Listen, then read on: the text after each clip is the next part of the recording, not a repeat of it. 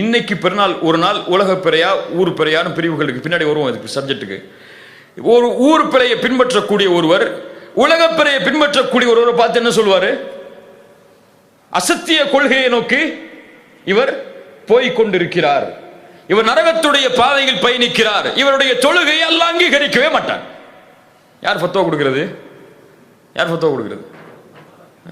Love சக்கத மல் லா யஅலம் லசக்கத்தல் ஹிலாஃப். ஒன்னு புரிஞ்சு கொள்ளுங்க. கருத்து வேற்றுமைகளை இல்ம் இல்லாதவர்கள் கைவிட்டு விட்டால் கருத்து வேற்றுமைகள் சமூகத்தில் இருக்காது. கருத்து வேற்றுமைகளை கல்வி இல்லாதவர்கள் கைவிட்டு விட்டால் கருத்து வேற்றுமைகளே இருக்காது.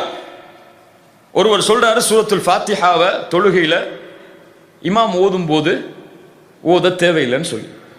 ஒரு ஆலிம் ஒரு மனிதர் சொல்றாரு, தொழுகையில இமாம் ஓதும் போது நம்ம ஓதத்தான் செய்யணும் ஃபாத்திஹான்னு சொல்லி. கருத்து வேற்றுமை தானே.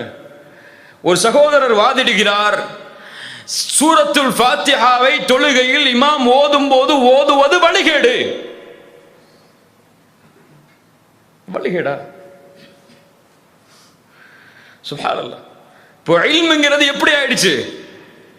ஃபத்வா கொடுக்கிறதுக்கு உபயோகிக்கப்படக்கூடியதாயிடுச்சு. அவ்வளவு அறிந்த அறிஞர்கள், இல்மில் தெளிவுபட்ட அறிஞர்கள் தங்களிடத்திலே ஒரு கேள்வி கேட்கப்படும் பொழுது அது தெரியவில்லை என்றால் லா அதிரி, எனக்கு தெரியாதுன்னாங்க. மாலிக் ரஹிமஹுல்லா எவ்வளவு பெரிய மூத்த அறிஞர். 40 கேள்விகள் கேட்கப்படுகிறது. பெரும்பான்மையான கேள்விகளுக்கு சொன்னார்கள் லா அதிரி, எனக்கு தெரியாது. மாலிட்ட கேட்டாங்க, எவ்வளவு தூரத்துல இருந்து நான் வர்றேன், நீங்க எவ்வளவு பெரிய இமாம்னு உலகம் எல்லாம் பேசுறாங்க, ஷேக் நீங்க பெரிய ஃபிக்ஹுடைய வல்லுநர்னு பேசுறாங்க, ஒண்ணுமே தெரியலங்கிறீங்க. மாலிக் சொன்னார்கள், யார் உன்னிடத்தில் இப்படி சொன்னார்களோ அவர்களுக்கும் சொல், நீ சொல்பவர் கேட்பவர்களுக்கெல்லாம் சொல். இமாம் மாலிக்கு தெரியாதுன்னு சொல்லி. தெரியாது, தெரியாத விஷயத்தை தெரியாதுன்னு நான் சொல்லுவேன். இப்னு உமர் இடத்தில் அவரோடு பயணம் செய்த மனிதர் சொல்கிறார், இப்னு உமரோடு பயணம் செய்தேன், 34 கேள்விகள் அவரிடத்திலே கேட்கப்பட்டது மார்க்க விஷயத்தில். 34 கேள்விகளுக்கும் பெரும்பான்மையான கேள்விகளுக்கு சொன்னார்கள் லா அதிரி, லா அதிரி, லா அதிரி. இப்னு உமர், நீங்க உமரின் மகன், லா அதிரி.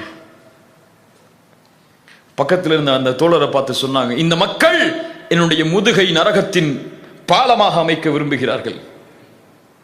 கேள்வி கேட்டு உமரின் மகன் என்பதால் பதில் சொல்ல வேண்டும் என்று எதிர்பார்க்கிறார்கள்.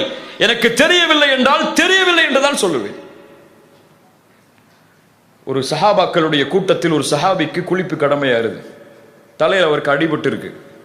சஹாபாக்கள்கிட்ட வந்து ஃபத்வா கேட்கிறாரு. சில நபித்தோழர்கள் சொன்னார்கள், குளிப்பு கடமையா இருக்கு, தலையில் அடிபட்டாலும் சரி நீ குளிச்சுதான் ஆகணும் சொல்லி, குளிச்சு தான் ஆகணும் சொல்லி அவர் குளிச்சிடுறாரு. அந்த நபித்தோழர் அந்த தண்ணீர் பட்ட அந்த உஷ்ண அந்த நோயில் தலையில் அடிபட்ட அந்த புண் அதிகமாகி மௌத்தாகி விடுகிறார். ரசூலுல்லாஹ் இடத்தில் இந்த செய்தி வருகிறது.